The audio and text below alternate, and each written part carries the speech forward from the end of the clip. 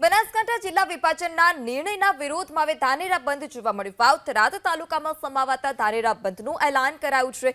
ધાનેરા બંધના એલાનને હવે મહદઅંશે સફળતા પણ મળી રહી છે. દુકાનો બંધ રહેતા ધાનેરાની બજારો સુમસામ ભાસી રહી છે. મોટાભાગના વેપારીઓ બંધમાં સ્વેચ્છાએ જોડાયા. ખુલ્લી રહેલી દુકાનોને પણ વિનંતી સાથે આગેવાનોએ બંધ કરાવી હતી.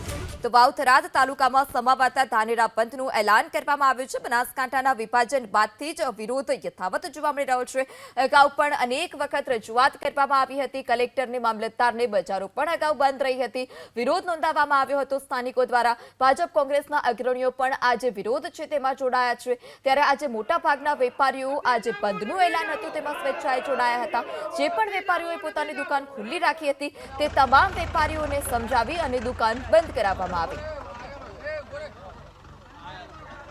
જિલ્લા વિભાજન બાદ ધાનેરાને નવા બનેલા વાવ થરાદ જિલ્લાની અંદર સામેલ કરવામાં આવ્યું, જેનો વિરોધ સતત ચાલી રહ્યો છે. આજે પણ ધાનેરાની બજારો બંધ રાખવામાં આવી છે. ધાનેરા હિતરક્ષક સમિતિ દ્વારા આ બંધનું એલાન આપવામાં આવ્યું છે અને ધાનેરાના વેપારીઓ તેની સાથે જોડાયા છે. કેટલીક દુકાનો ખુલ્લી હતી તેને વિનંતી કરી અને બંધ રાખવા માટે પણ કહેવામાં આવ્યું છે.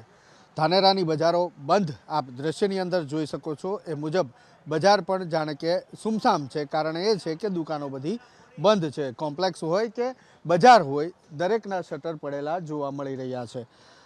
બીજી તરફ જનાક્રોશ મહાસભાનું પણ આયોજન હિતરક્ષક સમિતિ દ્વારા કરવામાં આવ્યું છે. આ તમામ લોકો ત્યાં પહોંચે એ માટે થઈ અને આ બજાર બંધ રાખવાનું એલાન આપવામાં આવ્યું હતું.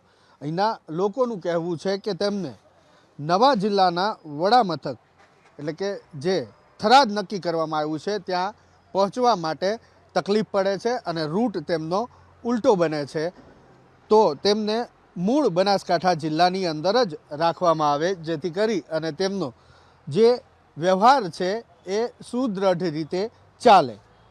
એજ્યુકેશન સંકુલ, આ ઉપરાંત મેડિકલ સારવાર અને અહીંના લોકો જે અમદાવાદથી આગળ સુરત એ તરફ રહે છે તો તેમને આવવા જવા માટે પણ આ સરળતા રહે એ દલીલ આગળ કરી અને આ પ્રકારેનો વિરોધ વ્યક્ત કરવામાં આવી રહ્યો છે અને બજારો આજે બંધ જોવા મળી રહી છે. કેમેરામેન મલય દવે સાથે હિરેન રાજગુરુ, એબીપી અસ્મિતા, બનાસકાંઠા.